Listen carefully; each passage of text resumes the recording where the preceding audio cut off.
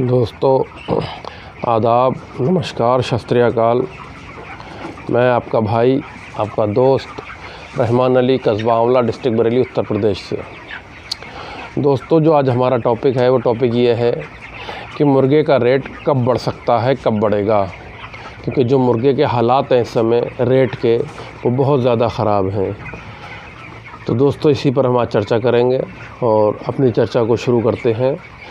तो दोस्तों जो ख़बरें आज आ रही हैं हमारे पास, जो ख़बरें हम ले रहे हैं लोगों से, उन ख़बरों के हिसाब से तो ऐसा लग रहा है दोस्तों कि आने वाला समय मुर्गे के लिए बहुत ही ख़तरनाक साबित हो सकता है।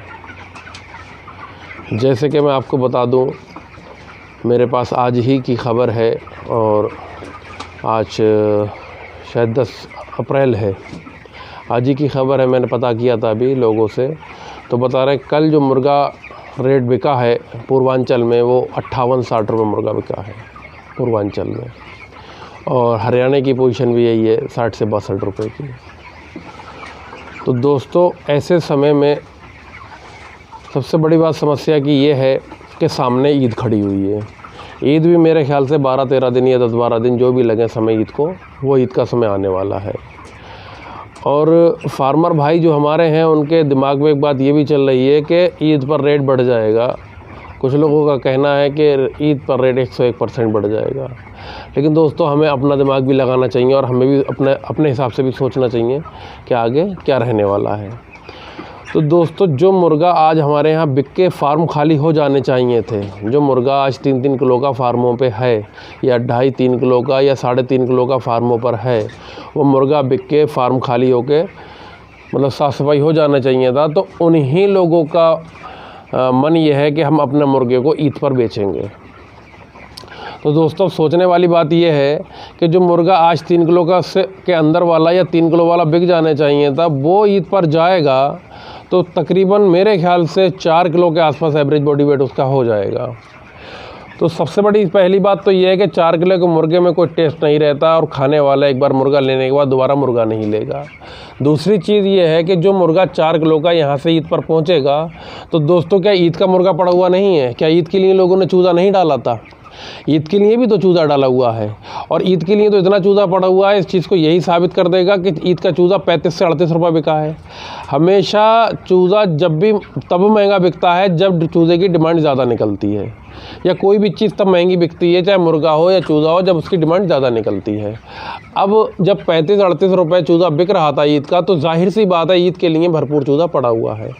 अब जब ईद का चूज़ा भरपूर पड़ा हुआ है और ईद के लिए वो निकल कर आएगा ईद पर, और पीछे से जो 10 दिन का या 12 दिन का आज से लेकर के स्टॉक चलेगा उधर को ईद तक, तो दोस्तों ईद वाले दिन कोई ईद क्या है, एक दिन की बिक्री में क्या हो जाएगा ईद पर? भाई मानने वाली बात ये है, मान लो सेल निकल भी आई ईद की, तो एक दिन में हो क्या जाएगा? भाई उसको भी थोड़ा समय चाहिए। मान लो ईद हो जाएगी तो शादी शुरू हो जाएंगी, ठीक है, सालक शुरू हो जाएगा। तो शादी और सालकों में जब कटिंग आएगी मुर्गे की, तो उसको भी तो समय चाहिए, एक दिन में सारा थोड़ी कट जाएगा। तो कहने का मतलब ये है, जिन लोगों का मुर्गा मोटा है, 2.5 किलो है, 3 किलो है, वो कतई न रोके मुर्गे को। और मेरा मानना तो ये है, जिन लोगों का मुर्गा 2 किलो या 1800 ग्राम का भी है, वो मुर्गे को बेचते चलें।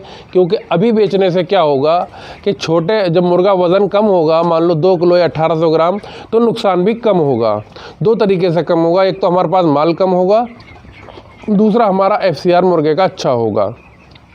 तो ऐसी कंडीशन में एक ही चीज़ जो है फ़ायदे की दिख रही है कि हम अपने मुर्गे को 2 किलो 1800 ग्राम बेचकर और फार्म को जल्दी से साफ़ सफाई कर सस्ता चूज़ा ख़रीद लें।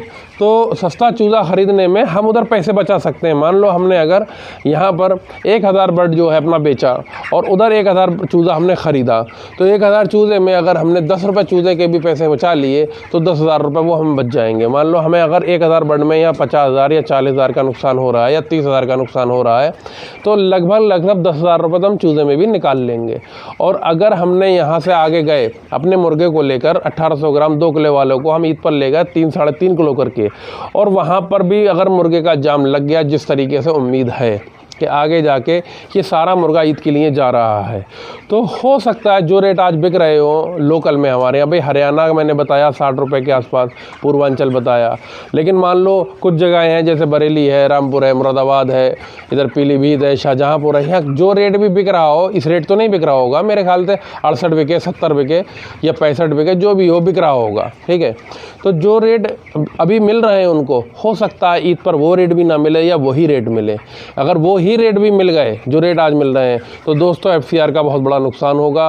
और गर्मी का समय है तो गर्मी में 2-4 दिन भी अगर गर्मी बढ़ गई और मुर्गा 2-2.5-3 किलो या 3.5 किलो हुआ और एक दिन भी अगर हीट स्ट्रोक हो गया और मोर्टेलिटी हो गई तो नुकसान बहुत बढ़ जाएगा।